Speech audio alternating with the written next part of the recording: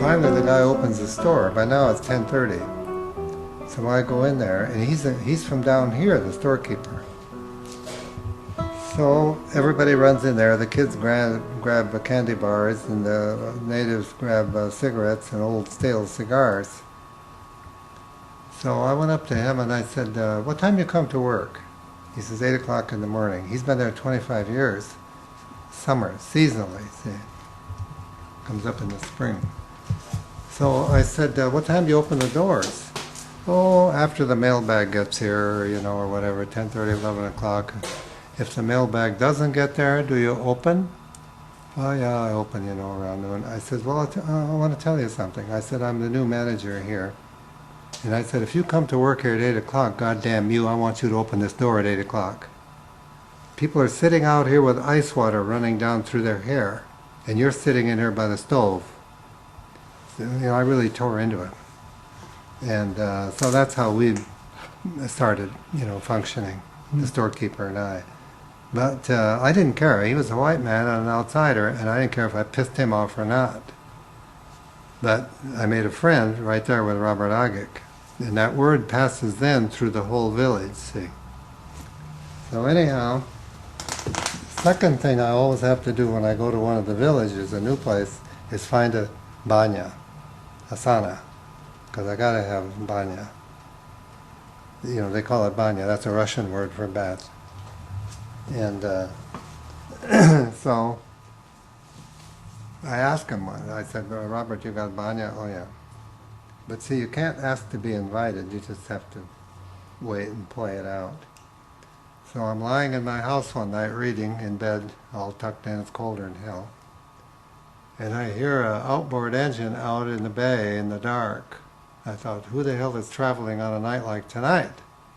You know, wind is hammering against the side of my building, and the waves are coming up under the floor joist. Chuck, chuck, chuck. You know, I don't know if I'm going to get washed away.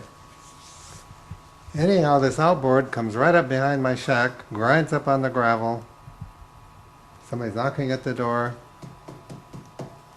Open the door, Robert Agic, all in oilskins, all wet. And he says, I came to take you to Banya. So I bundle up and get my towels and all my clothes and a blanket and slicker gear, and away we go across the bay into the pitch black night to go have a sauna. And it was so sweet. It was beautiful. And they always let you go first. You're the guest. It's the hottest. Oh man, it was a hot banya. So then him and his little old lady, they go wash. I go in the house and sit by the stove. And then when they come in, why we had tea, she combs her hair, and we sit there, and then she puts tea and some little tarts. They make tarts, wild berry jam and little tarts. And you know, you just want to melt away. You want to sleep. And in some houses, I did crawl up in the loft and sleep by the chimney. Open the window, snow on the windowsill, and just sleep. Never rest like that, you know, in my shack. Yeah. It was marvelous. Those kinds of experiences made up for being threatened, you know, with shooting for dressing up a woman's toilet. Sure. So, when you visit them, there's got to be gifts, always. You know, I go there empty-handed looking to buy some fish. And she opens a chest and takes out a beautiful pair of handmade gloves that she made for her husband for Christmas, but I have to have them. She gives them to me because I'm a guest. Yes. You know, and despite protestations, you have to accept it. You know? So some of these things came the same way. For example, my wife's aunt gave me that.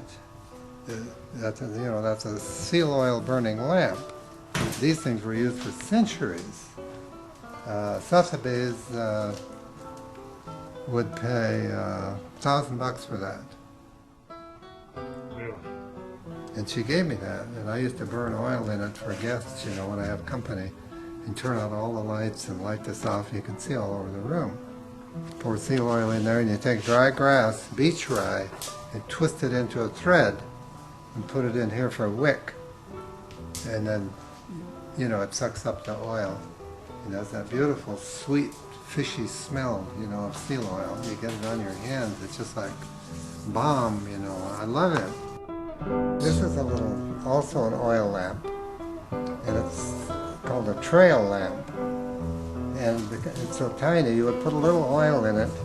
If you were traveling, you'd carry this with you, and you'd light it, and you'd put it down, and you'd put your parka down all around it, and maybe even put snow around it, and then sit there and warm yourself. And then this also belonged to an old timer. This is made from a whale's vertebra. This is the epiphyses, you know, of a whale. And when they got into tobacco in the early days, they brought up a tobacco called, it was black. It was a twist, black bull, a big twist of tobacco. They chopped it up with a knife, dropped it in here, and they would sit on a bench and hold this, and they had a big piece of driftwood here, and they spun that and they ground that tobacco. And then they put wood ashes in it, alder ashes, and moistened it with tea, and they ground it into snuff. Then, when they got their snuff made, they had to have something to carry it in. So they made snuff boxes. And this one was made of walrus ivory. And stained from the snuff, and the little cedar plugs. There's a mark. Perfect little plug.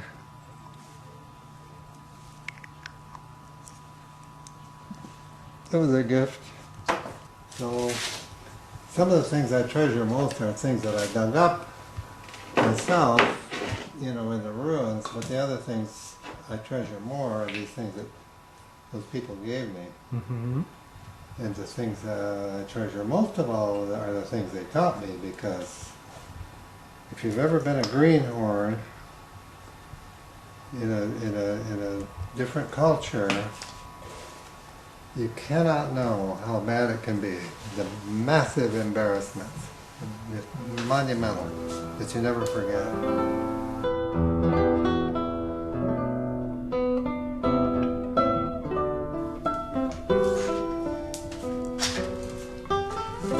I had a card printed of this, and for mailing, and the printer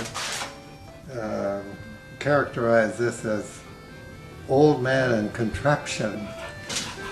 So I guess that's what it is. It's an old man and a contraption. Shall we wheel it out then? Oh yeah. Let's take it outside.